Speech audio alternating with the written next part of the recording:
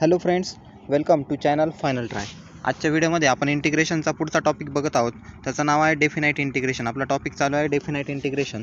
त्याचा आपण पुढचा क्वेश्चन बघत आहोत. क्वेश्चन आपल्याला दिलेला आहे evaluate integration of limit.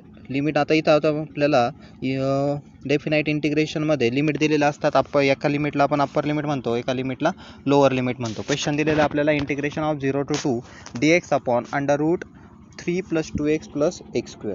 Okay, याच्यामध्ये अप्पर लिमिट दिलेलं आहे आपल्याला 2, लोअर लिमिट दिलेलं आहे 0.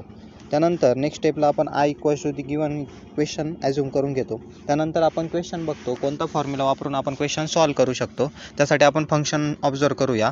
आता फंक्शन जे आहे ते अंडर रूटमध्ये दिलं आहे. डिनॉमिनेटरला अंडर रूटची टर्म आहे, त्याच्यामुळे आपल्या लक्षात येईल की अंडर रूटच्या टर्मचे आपण फॅक्टर पाडू शकत नाही.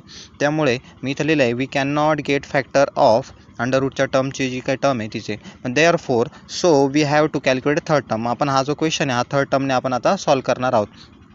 थर्ड टर्मचे आपण व्हिडिओ देखील बनवलेले आहेत अगोदरच. थर्ड टर्मचा फॉर्म्युला आहे third term = 1/2 into coefficient of x आणि ब्रॅकेटचा स्क्वेअर. इथे आपला ब्रॅकेटचा स्क्वेअर असतो हे लक्षात ठेवलं पाहिजे. आता आपण इथं थर्ड टर्म कॅल्क्युलेट केली. आपली थर्ड टर्म आली आहे 1. थर्ड टर्म आल्यानंतर इथं आपण कोइफिशियंट ऑफ एक्स घेतो. कोइफिशियंट ऑफ एक्स, एक्सच्या जोडीची टर्म किती आपली 2 ती घेतली. ओके, त्यानंतर थर्ड टर्म आली. थर्ड टर्म आल्यानंतर आपण ती काय करतो, एकदा ॲड करतो, एकदा सबस्ट्रॅक्ट करतो. डिनॉमिनेटरमध्ये थर्ड टर्म एकदा इथं आपण ॲड केली, सबस्ट्रॅक्ट केली. कुठं ॲड केली बघा, थर्ड टर्म आपली 1 आहे, इथं मायनस केली, इथं प्लस केली. ओके, अरेंज करावं लागतं ते आपल्याला. अरेंज केल्यानंतर ही ॲन्सर मला भेटलं 4 minus in bracket x - 1 bracket square. ही जी टर्म आहे ही कशाचं एक्सपान्शन आहे, x - 1 ब्रॅकेट स्क्वेअरचं एक्सपान्शन आहे. त्याच्याऐवजी मी इथं x - 1 ब्रॅकेट स्क्वेअर लिहिलं आणि हा 4 ॲज इट इज इथे लिहिला आहे, मध्ये मायनस साईन. ओके, हे सॉल्व केलं आहे मी.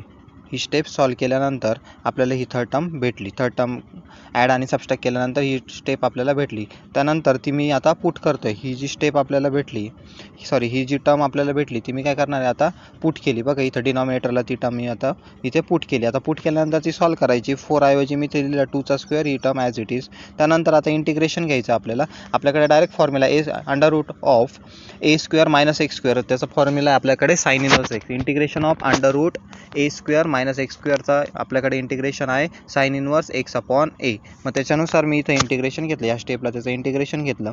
इंटिग्रेशन घेतल्यानंतर ही जे लिमिट असतात ते आपण ब्रॅकेट करून राईट साईडला लिहितो. त्यानंतर आपला फॉर्म्युला आहे, काय फॉर्म्युला आहे, upper limit minus lower limit. हा फॉर्म्युला वापरून मी आता सॉल्व करणार आहोत.